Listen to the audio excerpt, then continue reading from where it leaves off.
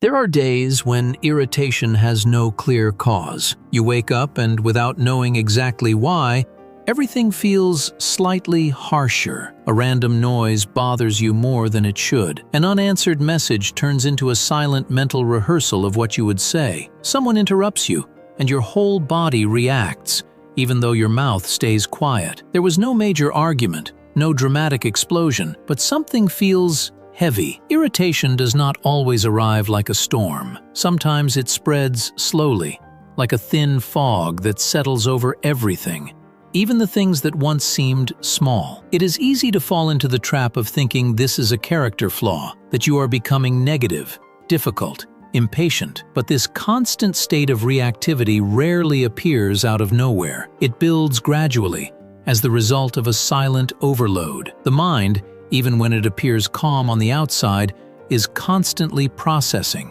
reacting, calculating, anticipating. And when there is no inner space to name what bothers you, that discomfort turns into accumulated tension. In this context, irritation is not a defect. It is a symptom. Marcus Aurelius, at the height of his power, surrounded by flatterers, betrayals, and endless demands, understood this clearly. His anger was not thrown carelessly. He observed, recognized the discomfort, but did not hand his mind over to impulse. He knew that allowing irritation to grow without discernment meant giving up his own authority. His empire began within. Maintaining inner order was a priority. He could not stop the people around him from making mistakes, lying, or provoking him, but he could prevent it from fragmenting him. Epictetus was even more direct. When everything around you starts to irritate you, it is often because you have lost the distinction between what deserves your attention and what does not. A mind without filters begins to treat everything as a threat, everything as personal, everything as unbearable. But not everything requires a reaction. Not everything needs to pass through your heart. This is where the real work begins. Stop fighting the entire world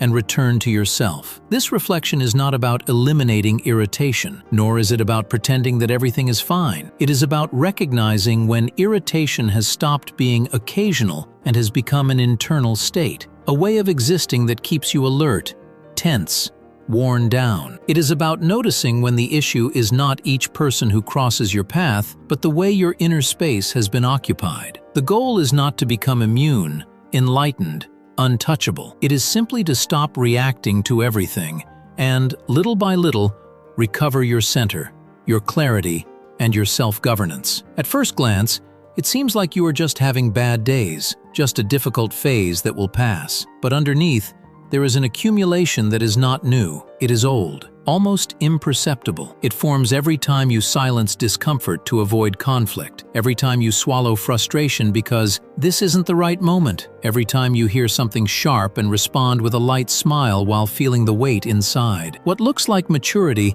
is often unrecognized exhaustion. Over time, the mind stops digesting these tensions. It starts storing them. It stores what was never said, what was misunderstood, what you pretended did not hurt. And like a glass filling drop by drop, there comes a moment when it overflows. But this overflow is not explosive. It is constant. You get irritated by the neighbor's noise, by a colleague's delay, by someone's vague reply. Small things take on larger proportions, not because you are dramatic, but because your inner space is too crowded. Marcus Aurelius had a simple but essential habit. He reviewed his day. He wrote to himself about what he felt, what he thought, what bothered him. He did this not as a journal of complaints, but as an emotional sorting process. He knew he could not carry everything into the next day. Some tensions needed to be closed before sleep, because a mind that is not cleaned with discernment carries what is useless as if it were essential. You might notice this when someone interrupts you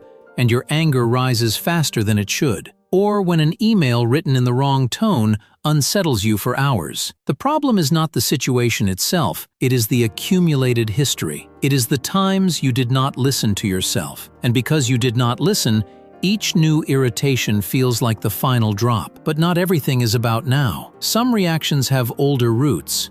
There is a direct and possible practice to interrupt this pattern. It begins with naming. Not the other person, but the internal boundary that was crossed. When something irritates you repeatedly, The right question is not, why does this bother me so much, but what part of me is being crossed here? It may be your sense of respect, your need for silence, your expectation of reciprocity. Once the boundary is named, it stops being a vague field of tension and becomes discernment. Over time, this practice of naming reduces the weight of irritation because the body stops carrying everything at once. That vague discomfort turns into clarity, and clarity has the power to dissolve overload. What used to be a constant cloud becomes information. You understand what you are feeling, why you are feeling it, and, most importantly, what you no longer need to carry. And without dramatic ruptures, irritation begins to have a proper place to leave, and you begin finally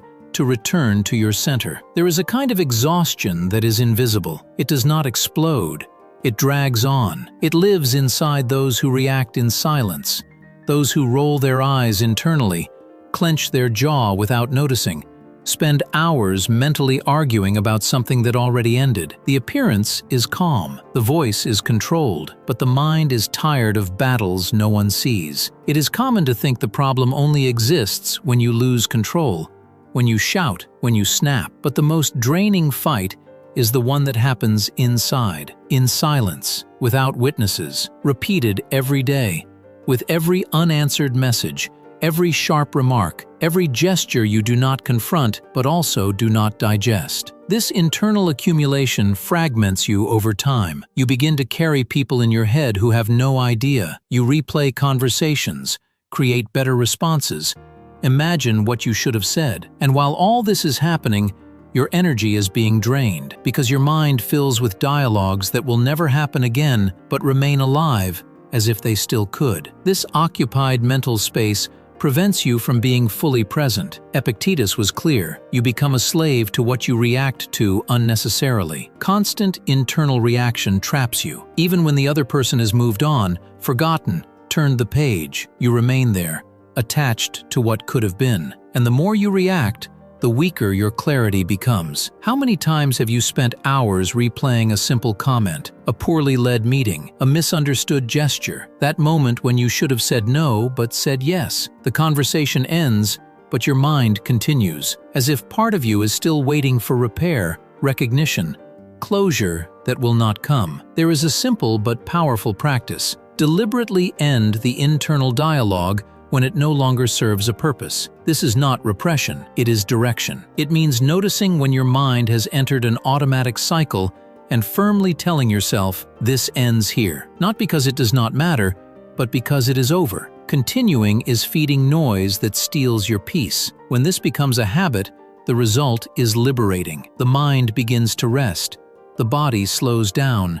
The heart finds more space between stimuli. You regain command over what you feel, not because the outside changed, but because inside you stopped fighting what no longer has an answer. And in the emotional world, this is the beginning of a new freedom. Constant irritation is not a sign of weakness. It is the accumulation of tensions that were never organized. It is the result of days spent reacting without pauses, without space, without clear criteria. The mind fragments not because it is fragile, but because it is overloaded. When everything irritates you, when any gesture cuts through you, what may be missing is not calm, but care. Marcus Aurelius lived surrounded by difficult decisions, dishonest people, and conflicts that lasted for years. And even so, he knew how to return to his center, not because the world treated him gently, but because he did not allow the world to take over his inner space. His emotional dignity came from that silent governance, from that firm discernment that separated what deserved a response from what could be let go. Epictetus reminded us clearly, it is not the world that needs to change for you to have peace. It is your relationship with the world that needs discernment. Reacting to everything is losing yourself. It is living at the mercy of the external. It is allowing any stimulus to decide how you will feel, and that dependency weakens you, even when you believe you are right. True self-control is not eliminating emotion. It is reducing the time of reaction. It is being able to notice discomfort without being carried away by it. It is taking a step back internally before responding. This does not require perfection, it requires training. And above all, It requires respect for yourself. You do not need to like people in order not to be irritated by them. You only need to recover your discernment. To become the owner of your response again, to choose where it is worth engaging and where it is wiser to move forward in silence. This is not coldness, it is lucidity, emotional maturity that is not built overnight, but begins to emerge when you realize your peace does not depend on others getting everything right, but on you no longer losing yourself in each of their mistakes. In the end, when you recover this internal criterion, the world stops feeling like a constant attack. The noise continues, people remain human, but you return to being whole, and in that quiet return, your emotional dignity is rebuilt, not as an unreachable ideal, but as a possible practice, a daily act of governance, of lucidity, of returning to yourself.